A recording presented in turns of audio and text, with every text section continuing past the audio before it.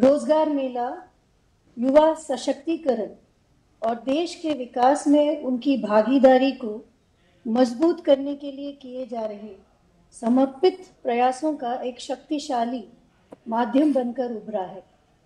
आज के रोजगार मेले में 51,000 से अधिक युवा अपने नियुक्ति पत्र प्राप्त कर केंद्र सरकार के विभिन्न विभागों में शीघ्र ही कार्यरत होंगे। इस कार्यक्रम को प्रारंभ करने के लिए मैं सर्वप्रथम माननीय राज्य मंत्री डॉक्टर जितेंद्र सिंह जी से स्वागत संबोधन के लिए अनुरोध करती हूँ। परम आदरणीय प्रधानमंत्री जी, आपने देशवासियों से जो 10 लाख सरकारी नौकरियां देने का वादा किया था, उसी क्रम को आगे बढ़ाते हुए आज हम रोजगार मेला का 10वां किस्त लेकर के आपके सामने उपस्थित है। आज एक बार फिर आपके द्वारा बटन दबाते ही देश के भिन्न भिन्न राज्यों एवं केंद्र शासित प्रदेशों में 50,000 से अधिक नियुक्ति पत्र जारी कर दिए जाएंगे और इन नियुक्ति पत्र को प्राप्त करने वालों को साथ ही साथ मिशन कर्मयोगी प्रारंभ का विकल्प भी उपलब्ध करवा दिया जाएगा, ताकि वो अपने नए दायित्व को ग्रहण करते हुए अपने आप को उसके लिए शिक्षित प्रशिक्षित कर सके। प्रधानमंत्री जी, आज के रोजगार मेला की एक विशेषता यह है कि अधिकतर नियुक्तियां रेल विभाग में हो रही हैं। हम सब जानते हैं, पिछली 2 शताब्दी से भारत और भारतवासियों के लिए रेल केवल यातायात का ही एक प्रमुख साधन नहीं रहा, बल्कि यूं भी कहा जा सकता है कि हमारे रोजमर्रा की जिंदगी में हमारे सोशल कल्चर और यहां तक कि हमारे साहित्य का भी रेलवे एक महत्वपूर्ण अंग बन चुका है। जीवन की गति का प्रतीक रेल, सपनों की उड़ान का प्रतीक रेल, अपनों से मिलने और बिछड़ने का प्रतीक रेल। लेकिन इसके बावजूद विडंबना ये कि आजादी के बाद किसी भी सरकार ने इस सेक्टर को उस तरह की तवज्जो नहीं दी जिसका ये हकदार था। और ये बात प्रमाणित हो जाती है जब आप कुछ तर्क आधारित तथ्यों पर नजर दौड़ाएं।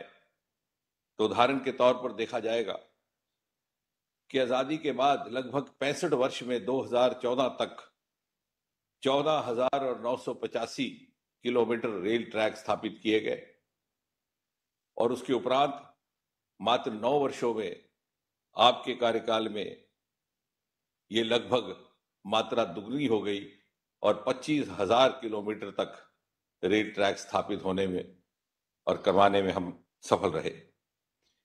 इसी प्रकार उदाहरण अनेक हैं। अगर मिसाल के तौर पर रेलवे अंडरपासेस और रेलवे ब्रिजेस की बात की जाए तो 2014 में इसकी संख्या 4,418 थी। मात्र 9 वर्षों में यह संख्या 2 गुना बढ़कर के 10,867 हो गई।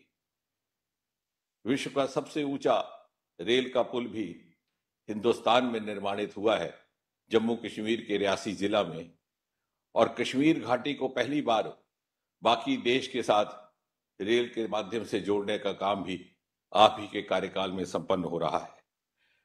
उधर दूसरी ओर आए दिन रेल दुर्घटनाओं के समाचार पढ़ने को मिलते थे।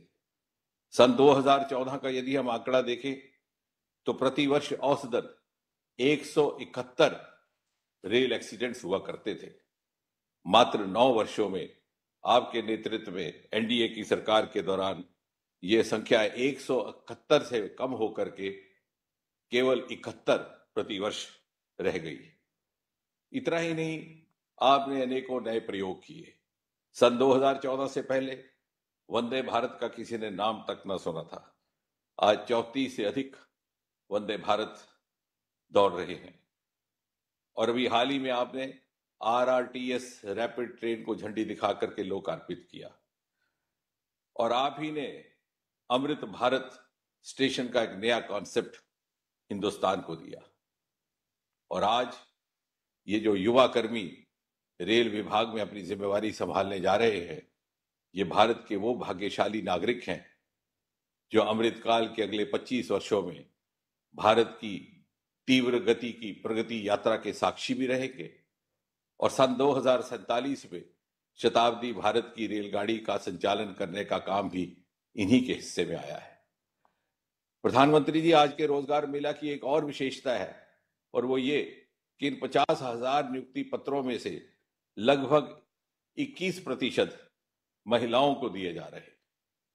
और यदि हम तुलना करें यूपीए के कार्यकाल से, तो यूपीए कार्यकाल में कुल मिलाकर के जितनी भी सरकारी नियुक्तियां हुई उनमें महिलाओं की हिस्सेदारी मात्र 6.6% थी। आज 9 वर्षों में वो संख्या बढ़कर के दुगनी से अधिक हो गई। 12 से 13% नियुक्तियां गत 9 वर्षों में महिलाओं की रही हैं। आपने नारी शक्ति को हर क्षेत्र में बढ़ावा दिया। वर्षों से चली आ रही मांग की पूर्ति करते हुए सदन में महिला आरक्षण कानून लाया। फौज में महिलाओं को कमीशन की अनुमति दी। अंतरिक्ष के क्षेत्र में आदित्य सोलर मिशन की डायरेक्टर महिला, चंद्रयान मिशन की ज्वाइंट डायरेक्टर महिला। और इसी ट्रेंड की झलक आज हमें इस रोजगार मेला में भी देखने को मिल रही है, जिसका ये संकेत है कि आने वाले समय में आपके सपनों के विकसित भारत के निर्माण में भारत के प्रत्येक नागरिक, प्रत्येक पुरुष और प्रत्येक स्त्री का बराबर का योगदान रहेगा, बराबर की हिस्सेदारी रहेगी। प्रधानमंत्री जी, हम सब आपको सुनने के लिए बेताब हैं। मैं अपनी बात यहीं पर समाप्त करता हूं। धन्यवाद माननीय मंत्री जी। रोजगार मेले की यह कड़ी, जहां एक और रोजगार एवं स्वरोजगार के सृजन होते नए अवसरों का संदेश लाई है, वहीं दूसरी ओर युवा कर्मयोगियों की कर्मठता से कार्य क्षमता में हो रहे विस्तार का भी संदेश लाई है। विकास यात्रा के इसी अमिट संकल्प को सब तक पहुंचाती प्रस्तुत है यह लघु फिल्म।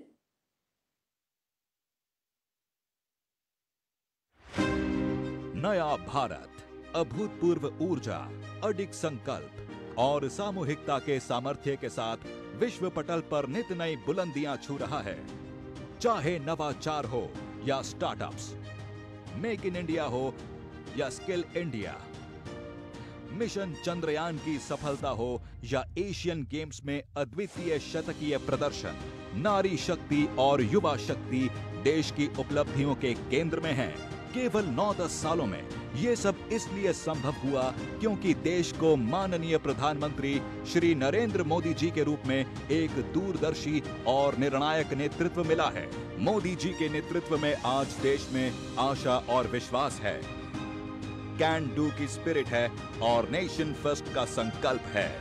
देश की इस करीब 1 दशक की तेज विकास यात्रा में रोजगार, स्वरोजगार और स्वावलंबन के अनगिनत अवसरों का सृजन हुआ है। राष्ट्र निर्माण के इस संकल्प को नई मजबूती मिली है रोजगार मेले से। भारत सरकार और सहयोगी राज्य सरकारें मिलकर रोजगार मेलों के द्वारा लाखों सरकारी पदों पर नियुक्तियां कर रही हैं। साथियों, बीते 9 वर्षों में भारत सरकार ने सरकारी भर्ती प्रक्रिया को ज्यादा तेज करने, ज्यादा पारदर्शी और निष्पक्ष बनाने को भी प्राथमिकता दी है। समयबद्ध, पारदर्शी, सरल और तकनीक आधारित रिक्रूटमेंट प्रोसेस के माध्यम से अब तक रोजगार मेले के अंतर्गत लाखों युवाओं को सरकारी नौकरियां दी गई हैं। इन युवा कर्मयोगियों के योगदान से विभिन्न मंत्रालयों और विभागों में कार्य क्षमता का विस्तार हुआ है। नए भारत की प्रगति की एक महत्वपूर्ण विशेषता रही है अद्वितीय स्पीड और स्केल पर इंफ्रास्ट्रक्चर का निर्माण, ऐतिहासिक स्तर पर निवेश और अत्याधुनिक तकनीकों का इस्तेमाल करके सड़क, rail, port, airport, mass transport, waterways और लॉजिस्टिक्स इंफ्रास्ट्रक्चर के क्षेत्र में भारत ने हाल के वर्षों में जितना काम किया है, उसने लोगों को ease of living, ease of travelling और साथ ही ईज ऑफ डूइंग बिजनेस को बहुत बढ़ावा दिया है।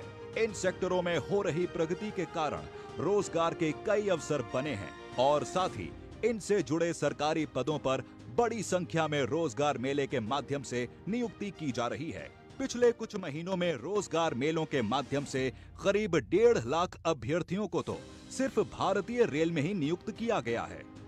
इन अभ्यर्थियों को technical assistant, station master, train manager, junior engineer, pointsman, track maintainer, commercial clerk आदि के रूप में देश की सेवा करने की जिम्मेदारी मिली है।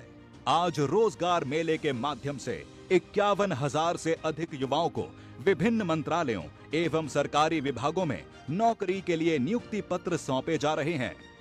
इनमें 14,000 से अधिक युवाओं को रेल मंत्रालय में विभिन्न पदों पर नियुक्ति पत्र मिल रहे हैं। साथ ही डाक विभाग में ग्रामीण डाक सेवक, शिक्षा मंत्रालय में प्रोफेसर, असिस्टेंट प्रोफेसर, लाइब्रेरियन, वित्त मंत्रालय में tax assistant, stenographer, probationary officer, स्वास्थ्य एवं परिवार कल्याण मंत्रालय में डॉक्टर, फार्मासिस्ट, लैब अटेंडेंट और रक्षा मंत्रालय में junior engineer, lower divisional clerk, fireman सहित विभिन्न पदों के लिए भी नियुक्ति पत्र दिए जा रहे हैं।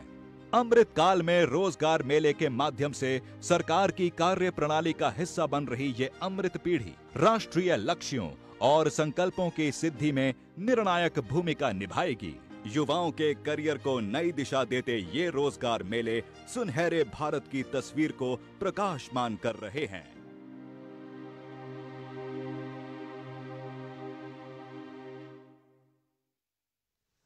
अब मैं आदरणीय प्रधानमंत्री जी से प्रार्थना करती हूं कि वे रिमोट का बटन दबाकर नियुक्ति पत्रों के वितरण के इस महाअभियान का शुभारंभ करें।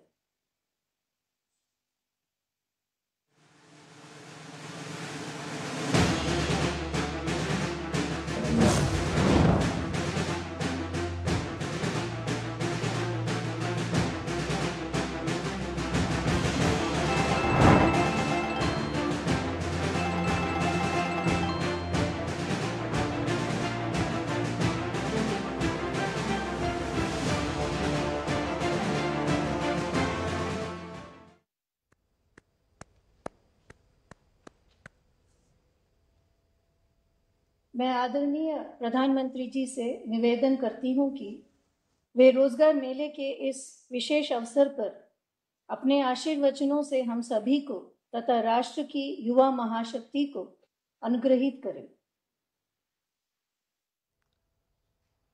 नमस्कार। रोजगार मेले की ये यात्रा इस महीने एक महत्वपूर्ण पड़ाव पर पहुंची है। पिछले वर्ष अक्टूबर महीने में ही रोजगार मेले की शुरुआत हुई थी। तब से निरंतर केंद्र और एनडीए शासित भाजपा शासित राज्यों में रोजगार मेले का आयोजन लगातार किया जा रहा है, बार बार किया जा रहा है। अब तक लाखों युवाओं को सरकारी नौकरी के नियुक्ति पत्र दिए जा चुके हैं। आज भी 50,000 से ज्यादा युवाओं को सरकारी नौकरी दी गई है। दिवाली में अभी कुछ ही समय बाकी है, लेकिन नियुक्ति पत्र पाने वाले 50,000 युवाओं के परिवार के लिए ये मौका दिवाली से जरा भी कम नहीं है। आप सभी ने कड़ी मेहनत से ये मुकाम हासिल किया है। इसके लिए आप सभी मेरे नौजवान साथी, विशेषकर हमारी बेटियां, बहुत बहुत बधाई के पात्र हैं। आपके परिवार को विशेष रूप से मेरी तरफ से बहुत बहुत शुभकामनाएं। साथियों, देश के अलग अलग राज्यों और केंद्र शासित प्रदेशों में आयोजित होने वाले रोजगार मेले युवाओं के प्रति हमारे कमिटमेंट का प्रमाण है। हमारी सरकार युवाओं के भविष्य को ध्यान में रखकर मिशन मोड में काम कर रही है। हम न सिर्फ रोजगार दे रहे हैं, बल्कि पूरे सिस्टम को पारदर्शी भी बनाए हुए हैं, जिससे नियुक्ति प्रक्रिया पर युवाओं का भरोसा बना हुआ है।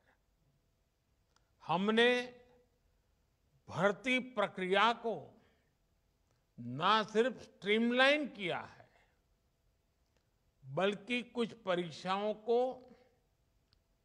रिस्ट्रक्चर भी किया है। स्टाफ सिलेक्शन कमीशन की रिक्रूटमेंट साइकिल में जो समय लगता था, वो लगने वाला समय अब करीब करीब आधा हो गया है। यानी सर्कुलर पत्र जारी होने से लेकर नियुक्ति पत्र देने तक के समय को काफी कम कर दिया है।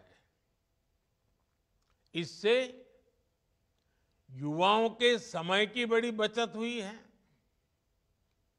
युवाओं के हित में सरकार ने एक और महत्वपूर्ण बदलाव किया है। एसएससी के कुछ परीक्षाओं को हिंदी, इंग्लिश और 13 क्षेत्रीय भाषाओं में लेना शुरू कर दिया है।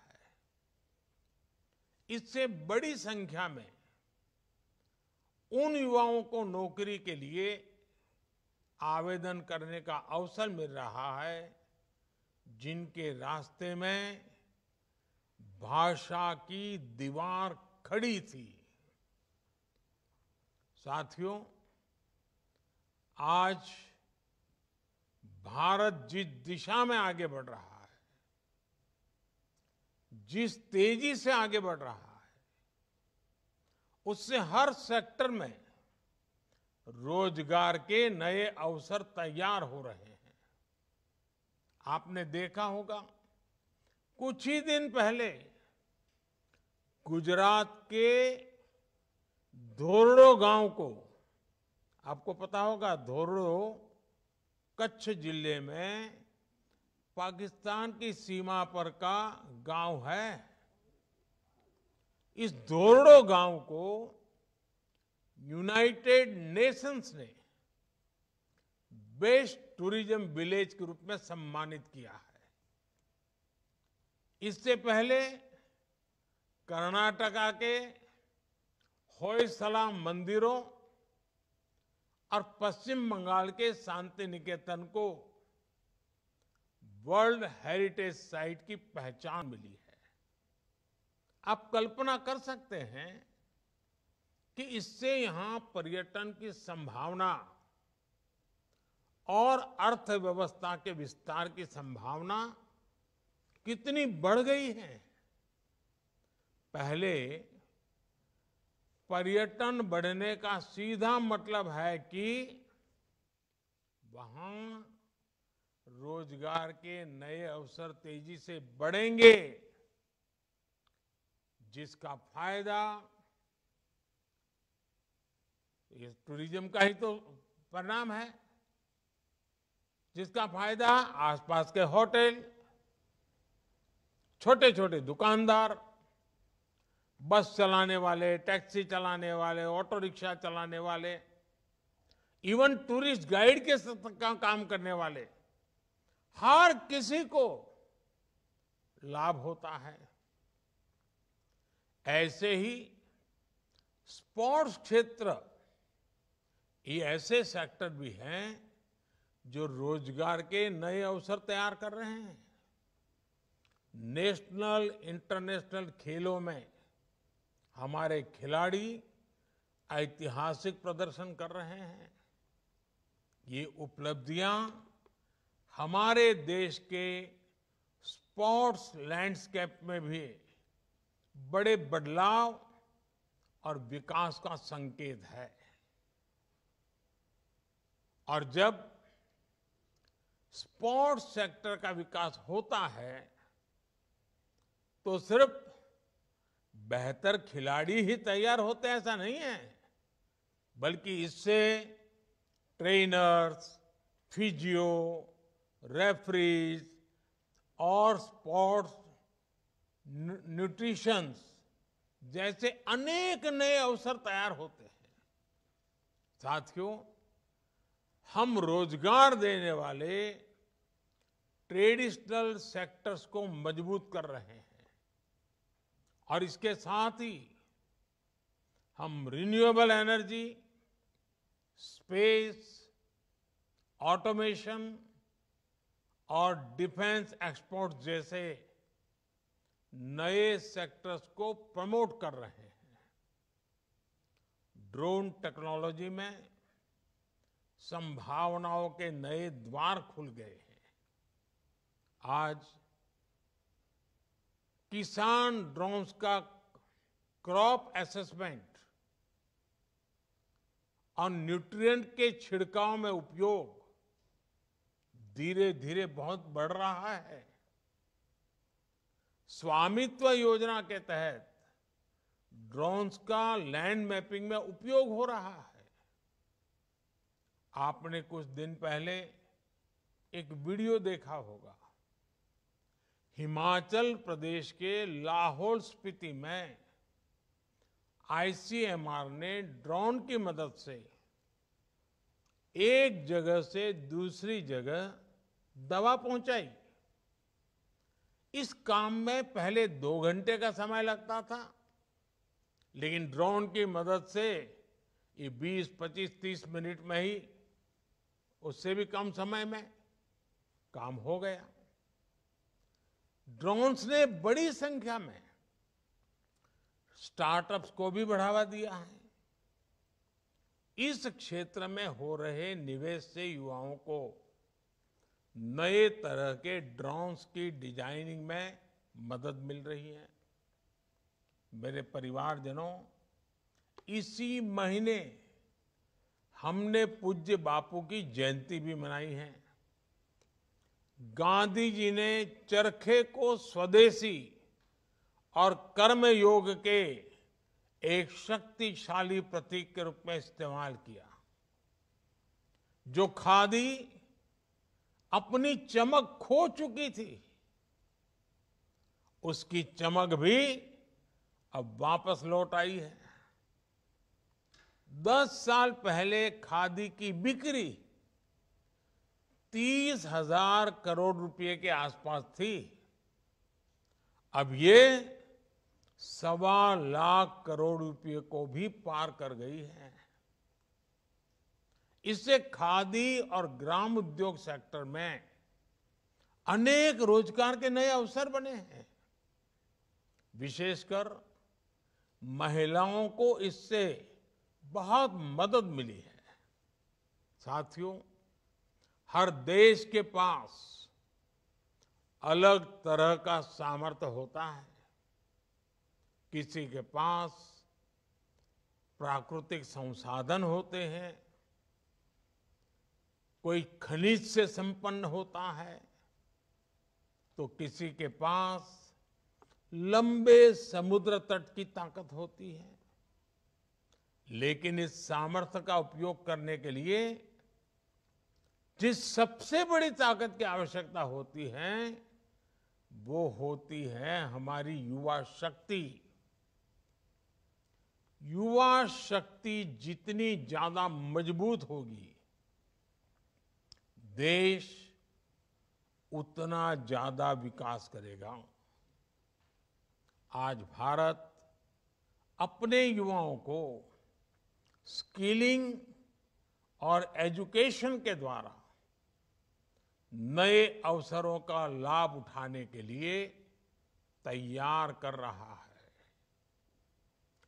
भविष्य की आधुनिक जरूरतों को देखते हुए देश में आधुनिक राष्ट्रीय शिक्षा नीति लागू की जा रही है। देश में बड़ी संख्या में नए मेडिकल कॉलेज, आईआईटी, आईआईएम या ट्रिपल आईटी जैसे कौशल विकास संस्थान खोले गए हैं। करोड़ों युवाओं को प्रधानमंत्री कौशल विकास योजना के तहत ट्रेनिंग दी गई है। हमारे देश में करोड़ों कारीगर अपने पारंपरिक व्यवसायों के माध्यम से आजीविका चलाते हैं। ऐसे विश्वकर्मा कारीगरों, उनके लिए पीएम विश्वकर्मा योजना भी शुरू की गई है। आज तकनीक के दौर में सब कुछ तेजी से बदल रहा है, इसलिए हर किसी को अपने हुनर और ज्ञान को अपडेट करते रहना होगा। कोई भी नई स्किल सीखने के बाद ये बहुत जरूरी है कि उसे निरंतर अपस्किल और रीस्किल किया जाए। पीएम विश्वकर्मा योजना के तहत कारीगरों के ट्रेडिशनल स्किल्स को मॉडर्न टेक्नोलॉजी और टूल्स से जोड़ा जा रहा है। मेरे परिवारजनों, युवाओं के लिए रोजगार के अवसर तैयार करना राष्ट्र निर्माण की प्रक्रिया का महत्वपूर्ण हिस्सा है। ये विकसित भारत के लक्ष्य को हासिल करने की दिशा में एक जरूरी कदम है। सरकारी कर्मचारी के तौर पर आपको ऐसी सारी योजनाओं को आगे बढ़ाना है, उन्हें जमीन पर लागू करना है। आज आप सभी राष्ट्र निर्माण की हमारी यात्रा में महत्वपूर्ण सहयोगी बनकर के हमसे जुड़ रहे हैं। मेरा आपसे आग्रह है कि आप अपने सपनों को आज पूरा कर रहे हैं, लेकिन आप देशवासियों के सपनों की ओनरशिप ले रहे हैं। मेरा आपसे आग्रह है कि इस यात्रा को लक्ष्य तक पहुंचाने में पूरी तत्परता से आपका सक्रिय, प्रोएक्टिव योगदान बहुत जरूरी है। आई गॉट पोर्टल पर आप अपना ज्ञान भी बढ़ाते चलें। आपका हर कदम देश को विकास के रास्ते पर तेजी से आगे ले जाने में मदद करेगा। एक बार फिर आप सभी को मेरी तरफ से बहुत बहुत शुभकामनाएं। आपके परिवारजनों को भी बहुत बहुत शुभकामनाएं। और आने वाला पूरा समय, आज तो शरद पूर्णिमा है, आने वाला पूरा समय त्योहारों का समय है। आप जहां हो, भले सरकारी काम में लगे हो, लेकिन वोकल फॉर लोकल इस मंत्र को हर जगह पे पहुंचाइए। आप अपने परिवारजनों को भी बताइए कि हम वोकल फॉर लोकल के लिए कमिटेड रहेंगे और वही रोजगार के नए अवसर देने का भी एक माध्यम है। फिर एक बार आप सबको बहुत बहुत शुभकामनाएं, बहुत बहुत धन्यवाद।